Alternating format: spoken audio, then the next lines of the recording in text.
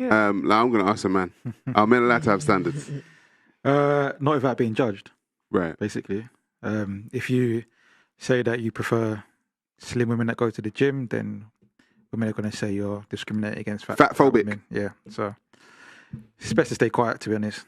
Just keep your opinions to yourself and just do you. Oh, no. That was such a cool answer. I like that. That was just like...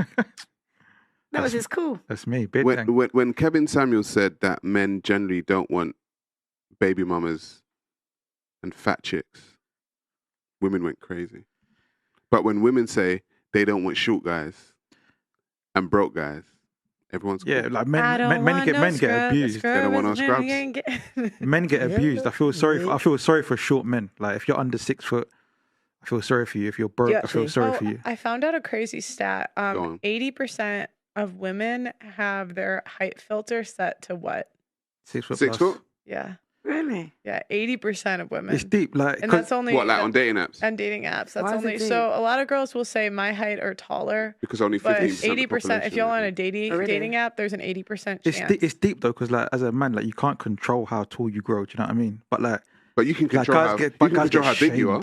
Yeah, but then most men want aesthetically pleasing women, and you can't pick that either. Of course you can. You can. No, Just don't get fat. You can make yourself look better. You can make, but if you're not quote unquote pretty, there's only so much to scrub up. If that's a standard of how you want to look. I feel like most girls can't become like if you're a 5'6", you can't really become like an 8. Exactly. But I do think that no girl is really gonna be below a 5 if she's in shape. And you can be short and have a lot of money and no one will care. You can be fat and have a lot of money. I want to stop you there because you know how much harder it is to make money than to go to the gym and get in shape. No, I'm talking about your face. I'm talking about no, but it doesn't matter. It doesn't matter because like a guy will go for a girl that's got a dead face, yeah. But if her body is banging, she'll bust case. That's true. She'll bust case. That's true. But you're saying that for a short guy to just get rich. I'm not saying get rich. I'm saying be financially secure. Even still, do you know how hard that is? No, it is difficult. Just to be stable is difficult. It is difficult, but it's possible. Yeah, but it's possible for me but it's not the same dynamic. I'm not saying it's the same. I'm never saying that anything is the same. I'm saying it's possible. Okay, the level of the playing field is never equal for anyone, but you can still get your job done. An interesting stat: if a guy is 5'5", how much more does he have to make to have the same options as a guy that's it was either 5'10" or 6 foot? Yeah, but why do you need the same options? You just need enough to be able to pick the girl that you want. Like, why do you want to be like the girl that you want? Instead of attacking the question, why don't you just give me an answer? What's the question? How much more does he have to make to have the same options as a guy that's 6 foot? Are you asking me for a figure? Guess. I don't have a figure for you. No, I'm saying guess. I don't know. Oh, okay. 5 to 10. 5 to 10,000 more. What do you think? Probably like 15-20% more than the general person. He has to make 300,000 more. Have the same options as a guy that's 6 foot. Can I just say something? What I noticed, right, is that most women, like me, I'll say I'm a 4 or 5. And everybody's like, 32 years. Because I'm an average man, because I'm an average woman. And that's what I'm saying. And he just makes me feel more than average. And I think I must be about 5'5". He's about 5'6". He's had a 9-to-5 job for God knows however long. And I might have more property than him, but he's got more cash than me. Right. And that's okay. You balance each other out. And that's okay. Yeah. You guys are saying that he wants to be trying to aim for what the 6 foot guys, impossibility, this impossible. It's like they want a man that's got this, they want a man that's got that, and then when they don't, and then they look back, like my man, I don't think anybody, he was always handsome in my eyes, but everybody thought that they can do better. But he's like one of those slow growers. He was always there. He always had potential. And even when I earn more than him, he still gives me money. My money doesn't come into it whatsoever. The difference is back then, average women would date average guys. Well, now they don't. Like, women only swipe right on dating apps 5% of the time. So essentially, 100% of women are fighting over 5% of men on dating apps. It's the number one way people meet today. A lot of people say it's not real, but it's the number one way people are meeting. And the data is indicating we're sharing these guys. And 80% of women put their height filter as 6 foot or more. 80% of women, 100% of women. Wait, 80% of women rate 80% of men as unattractive. That's what it is. So it's like average women don't want average men. But you know what's interesting? 80% of women will rate men. What is it?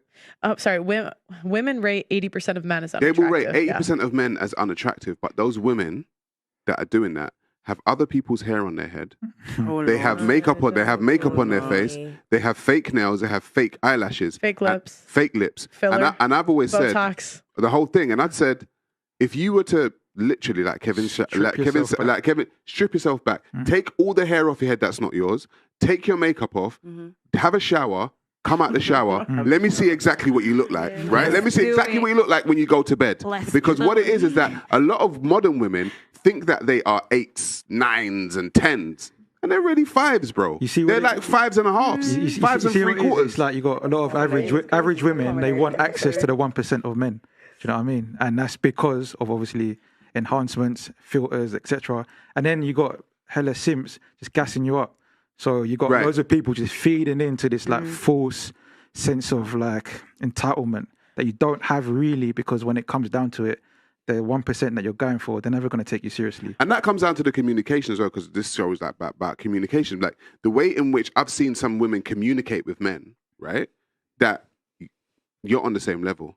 Don't communicate with that man like you're above the level. You're above his level. Do you know what I mean? It's like you're communicating with that man in a certain way because you've got other people's hair on your head and you've got your makeup on and you've got your lashes on and you've got your nails on. But you wouldn't communicate with that guy the same way if you just stepped out the shower with nothing like that on. And a lot of times, like, women won't trust a man's judgment unless he makes over a certain amount of money. And because a lot of times I ask the question, like, would you quit your job if your man told you to? And like, how much money would he have to make for him to do that?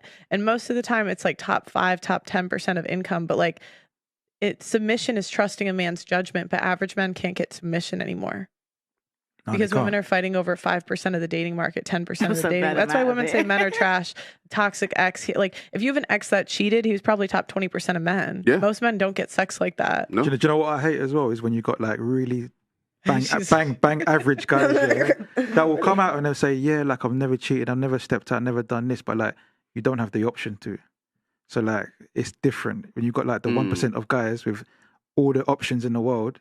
There's more credit to those guys for actually staying faithful, because it's a lot more difficult than the guy that you've had that's like just bang average. It's like it's a mating strategy. It's a way that men can offer long-term security to women. Is they'll like say, I'm not like these guys, those guys are bad, and so it's like a mating strategy. Sorry, go ahead.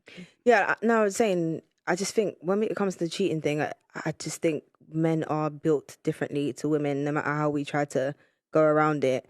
How I might feel when I see somebody that I think's attractive, I wouldn't go and do it because I'm a woman and I'm not made in that way. Men are stimulated in a different way and they go for what they want. So I feel like the cheating thing is very...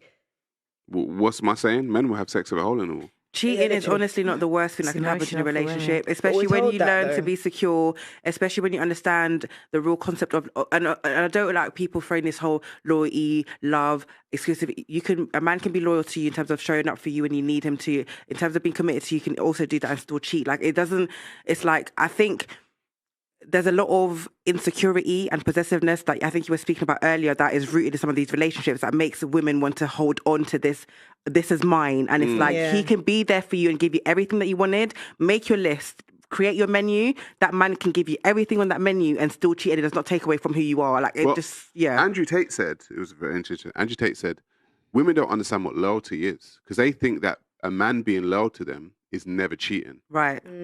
But a man... He used a scenario of someone who likes apples. If a man always eats apples, doesn't mean he's loyal to apples. The man that's loyal to apples eats apples all the time and then eats a strawberry, but always comes back to apples. He eats a banana, but always comes back to apples. And that is what loyalty is. Loyalty means if there's no alternative, I have no choice but to be loyal to you. And loyalty to a man, the way men see it, is like, but I'm always coming back to you. That means I don't care about these other, it's just something that was kind of throwaway. But if I'm always coming back to you, that's what loyalty is. I have a question.